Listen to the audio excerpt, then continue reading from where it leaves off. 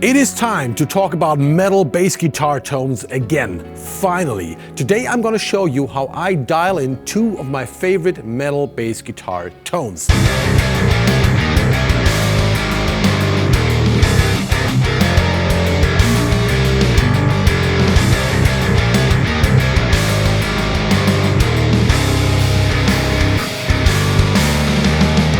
One is highly distorted, the other one is very much highly distorted. And that's going to be a lot of dirty fun. And you know what? I'm going to do that in the box using amp sims, so you can do this at home. And it sounds like this.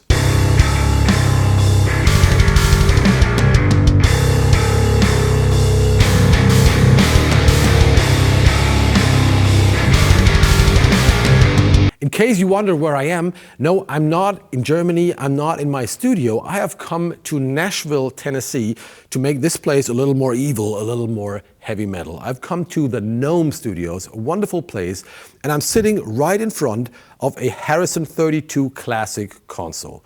Such a wonderful console. And we're also going to use and abuse this one a little bit today for our bass guitar tones. I have prepared a little session for you, a little playback, so let's see what we have here. Programmed drums and stereo rhythm guitars. Sounds like this.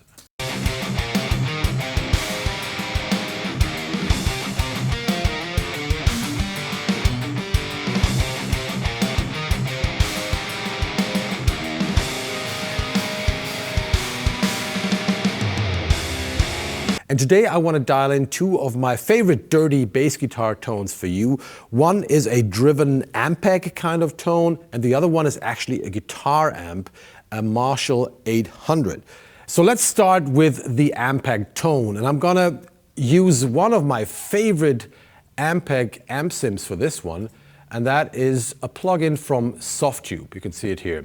And I've already bypassed the cab, because from here I'm going into an IR that I have created. And I want to start with showing you how to dial in the most legendary bass amp of them all, the Ampeg SVT Classic in this case. So let's have a listen to our bass tone. We got it here. So this is the DI without any processing. Let's turn the cab on. And the bass amp. What we need is a lot of clank, right? A lot of dangle, dangle, dangle. So I usually start with just cranking the treble here. You can also use the ultra high button. Maybe not needed now. And next thing I'm gonna do is I'm gonna add more gain.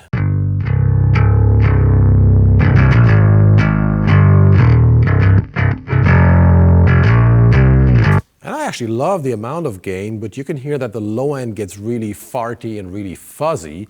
But there's something you can do about that. That's a really, really good trick. And that is using a low cut filter before you hit the amp. And what we've got here is the Harrison 32 Classic channel strip, the software version. Got the real thing here, but since we want to use this before the amp, I'm using the plugin.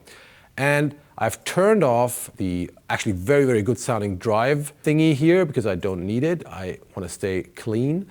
And I'm going to use the low cut filter and now have a listen how much that cleans up our distortion.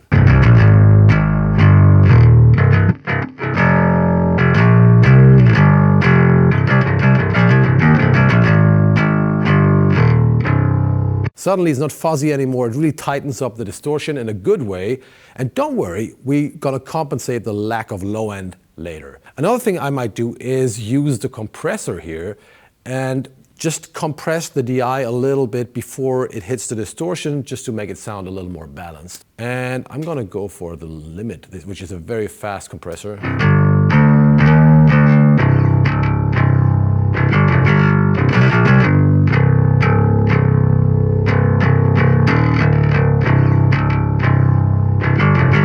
I like that. Sometimes I'll also boost the highs on the way in. Let's see how that sounds.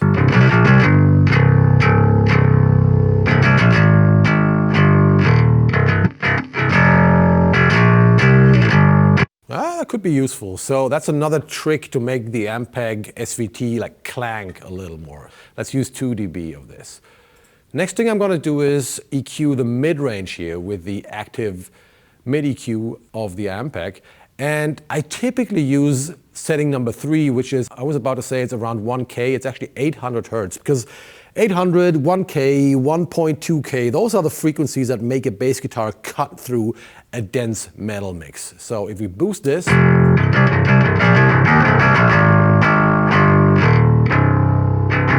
really get the clank that we need. And maybe, why not add some low end here?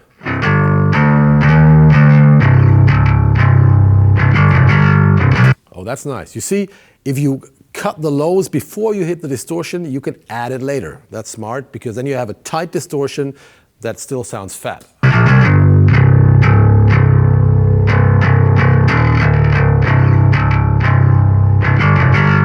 Okay, so let's see how that one sits in the mix. I've got my drums here, my guitars over here, and then the bass on channel number 3.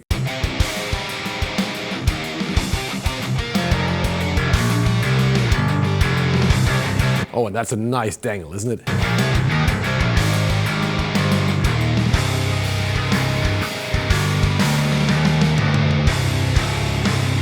And if people ask me, how do you make a bass guitar clank through a dense metal mix?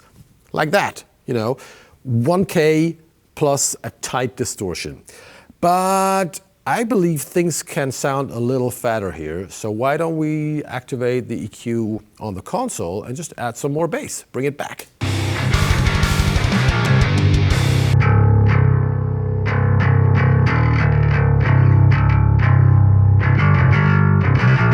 And that is the beauty of the analog Harrison EQ. You can really crank the low end or crank the highs and it's always going to sound musical.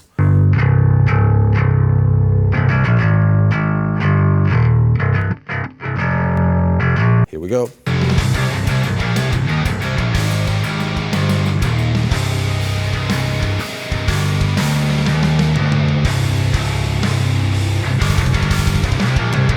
But maybe you need even more low end, so let me show you another trick. What you can do is you can copy your bass DI and filter out all the high frequencies, so it just sounds like somebody playing bass next door. Just filter out everything above, whatever, 200, 250. I think we've got something like that here, and I've got it on channel number 4.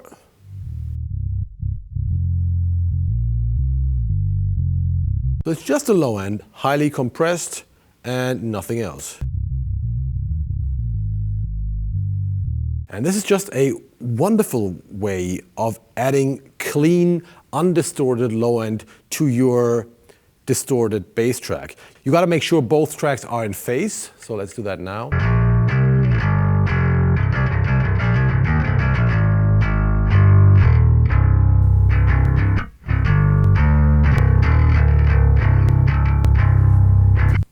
That sounds all right. So let's add some clean, deep low end to our bass guitar. This is channel number 4.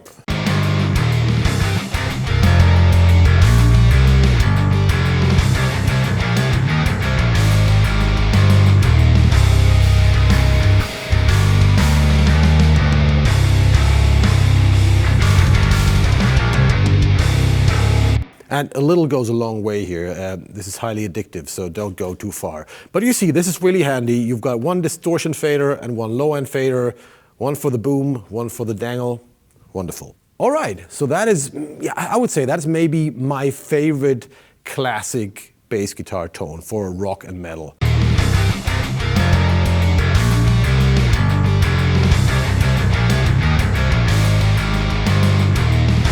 But of course, sometimes we need more distortion.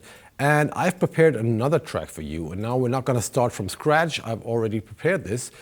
Once again, I'm using a Softube plugin here. I really like Softube's amp sims. And here we are using a Marshall JZM 800. We're once again going into the same bass IR, but I just love, let's say, classic Marshall high gain for bass tracks. Sounds like this.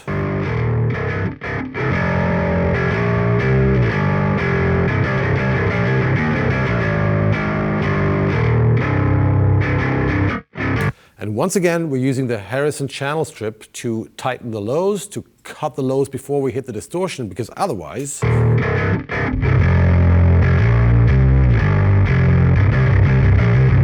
totally fuzzy, everything falls apart. A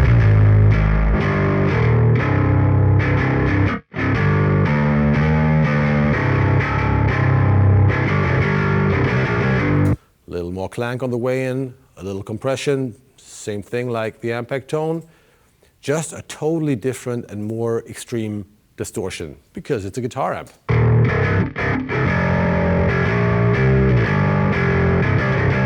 I believe it's fully cranked, almost.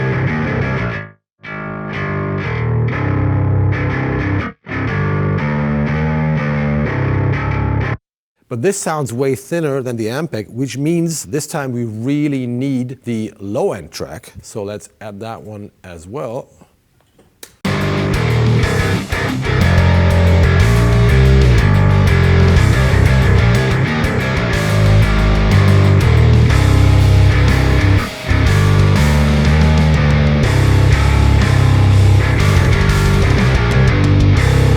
Nice and juicy, right? So with a low-end track like this, you can even enter the guitar world and use guitar amps, and they usually have more gain, so that is more fun. And don't forget that 1 kilohertz is your friend if you want to make your bass guitar cut through the mix. So in this case, we don't really need it, but let me show you. If I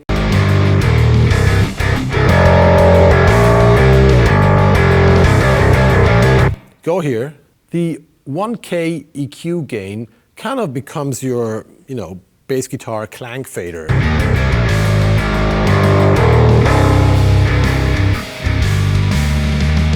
If you pull it back, the bass disappears.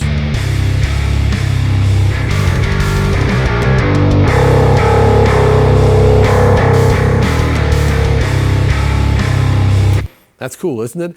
And that means if you add a little more 1K, you can actually have the bass guitar a lot quieter in the mix, and it will still cut through and still be audible. Because I just feel like actually hearing a distorted bass guitar makes metal guitar sound so much more evil. And you can even get away with a more generic or boring guitar tone because the bass guitar will compensate. And you know what? I got some good news for you, boys and girls. 5 of you can get a free Harrison channel strip plugin. How cool is that? All you got to do is 2 things. Leave a comment under this video and say something nice about either me or Harrison. You choose. And then there's a link below where you have to subscribe to the Harrison email list. And if you do that, comment plus clicking the link below and subscribing, you can get a plugin. This plugin is amazing. It's the digital version of the famous Harrison EQ and the filters. It also has a cool compressor and a very nice saturation drive thingy. 5 of you can win this plugin now. Good luck to you. All right, I hope this was inspiring for you to get more dirty and to check out the plugins from Harrison and from Softube. And of course, the wonderful Harrison EQ. If you don't want to buy a console like this, I mean, you should, obviously, but you can also get one of their channel strips. I have 2 in the studio, and I'm going to get a few more, or some of their 500 gear. The EQ is very, very musical, I call it idiot-proof. You just can't destroy anything with it. You can just crank things, and it always sounds smooth and nice. So very musical design. Check it out. That's all for today. Greetings from Nashville, Tennessee, from the wonderful Gnome Studios. I see you in hell, motherfuckers. Bye-bye.